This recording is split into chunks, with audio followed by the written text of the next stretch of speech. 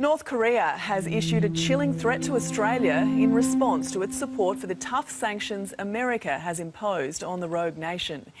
In a statement, the North Korean military regime condemned a visit by Julie Bishop to South Korea last week. Australia stands with the Republic of Korea in solidarity against the provocative and illegal behaviour of North Korea. We reiterated our support for the collective strategy of maximum diplomatic and economic pressure on North Korea so that it will be compelled to return to the negotiating table. North Korea has described our support of the US as a suicidal act in yet another dramatic warning to the Australian government. For more, we're joined by political reporter Olivia Leeming in Canberra this morning. Now, Olivia, tension between the Australian government and North Korea is certainly intensifying at the moment. Take us through what sparked all of this. Good morning, Sally. It's this visit from two senior government ministers to South Korea that has infuriated the North. Foreign Minister Julie Bishop and Defence Minister Marise Payne travelled to Seoul earlier this week, and while they were there, they emphasised just how important it is to reach a peaceful resolution in the region. They stressed the need for more diplomatic pressure to stop North Korea's nuclear program and urged the country not to carry out any more weapons tests. But that has prompted North Korea to lash out at Australia for what it sees as aligning with South Korea and the US. We have taken part in joint military exercises, which it's not happy about. The state-run news agency said should Australia continue to follow the US in imposing military, economic and diplomatic pressure upon us, despite our repeated warnings, they will not be able to avoid a disaster. So it is a direct threat. It is not the first time Australia has been singled out by North Korea like this, and it's unlikely to be the last.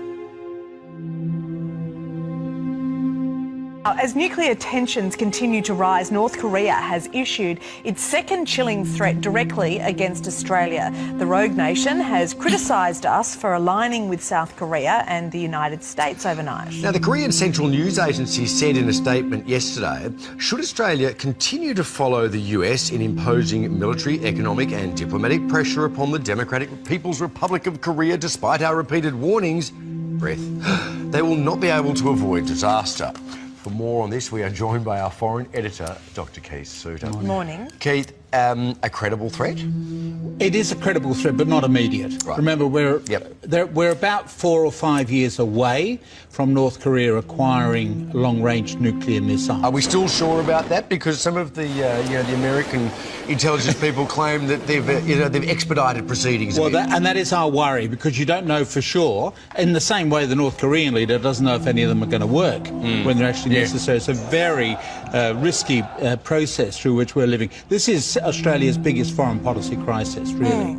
So, look, it's unrealistic that we would distance ourselves from our greatest ally, the US. So what can the Australian government do from here? I mean, this has really come about because Julie Bishop, our foreign minister, has been there, right? Yeah, has been in the demilitarised zone. And reaffirming Australia's position. And there's really very little we can do. We're not going to suddenly be involved in attacking North Korea or anything like that. But she has made it quite clear to the North Koreans that Australia stands with the United States and South Korea. And also trying to provide a message of reassurance to South Korea and Japan as well. The fear I've got is that in 5 years' time, South Korea will acquire nuclear weapons and the Japanese will do so.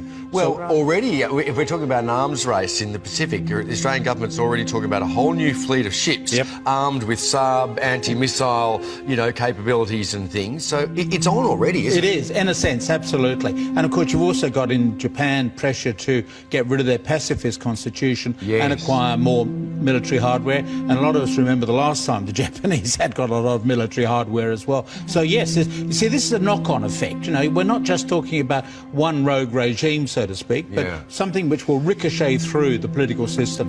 If we're talking about our allies, the US, and the situation that we are now in under President Trump, you've told us before that both leaders have got themselves, North Korea and America, have got themselves backed into a corner. How do you see that they can get themselves out of the corner? Well, the only suggestion really is to have a mediator go in, like a European country, and try to be the honest broker. We've seen that before in other peace deals.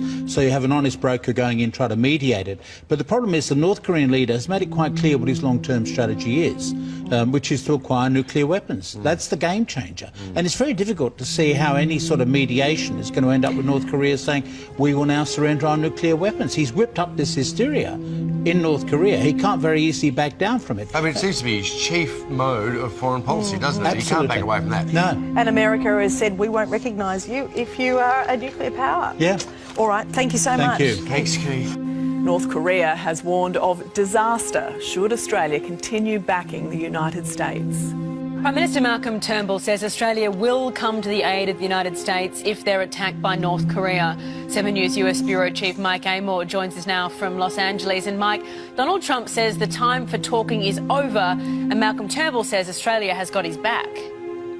Yeah, that's right, Eddie. The tough talking heats up not only from the US President but also our Prime Minister. Prime Minister Malcolm Turnbull warned the risk of war gets greater all the time and said this morning on Sunrise that if America is attacked, Australia would go to war. Let's listen. Clearly, if the United States were attacked, then under the ANZUS Treaty, we would come to the aid of the United States. So we would go to war if with the United US. States were attacked, that's right. We would come to the United States aid, just as if we were attacked under that treaty, the United States would come to our aid.